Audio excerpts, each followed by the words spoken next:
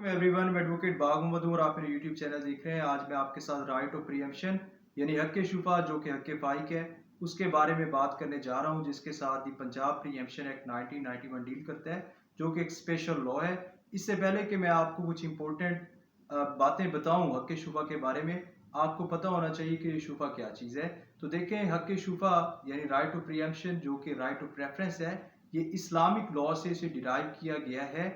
और हम में से अगर कोई देखें, कोई शख्स अगर प्रॉपर्टी खरीदने जाता है तो जहाँ पर वो बड़े सारे सवालात प्रॉपर्टी डीलर से करता है, वहाँ पर उसका एक सवाल ये भी होता है कि प्रॉपर्टी जो खरीदने जा रहा है इस पर कोई शख्स शुफा का दावा तो नहीं दायर कर देगा।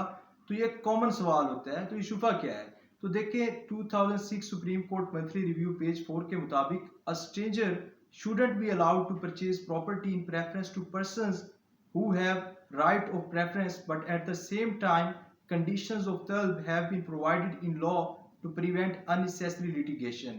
यानी ये जो राइट ऑफ प्रेफरेंस है, ये कुछ मखसूस अफराद को जिनकी कैटेगरीज जो हैं वो section 6 of the Punjab preemption act में दी गई हैं, और 3 कैटेगरीज में क्लासीफाई किया गया है। इन अफराद को राइट ऑफ प्रेफरेंस दिया गया है इस मकसद के लिए कि कोई स्ट्रेंजर अगर उस प्रॉपर्टी को परचेज करना चाहता है तो उस स्ट्रेंजर को अवॉइड किया जा सके कि वो इस प्रॉपर्टी को परचेज करे। तो section 6 of the Punjab preemption act के मुताबिक पहली कैटेगरी जिसको ये राइट ऑफ प्रेफरेंस हासिल है वो है आपका खाता शरीक। कोई भी शख्स जो जो कि को ओनर है in the corpus of undivided immovable property, तो उस शख्स को ये राइट ऑफ प्रेफरेंस यानी हक शुफा का जो हक है वो उस शख्स को हासिल है।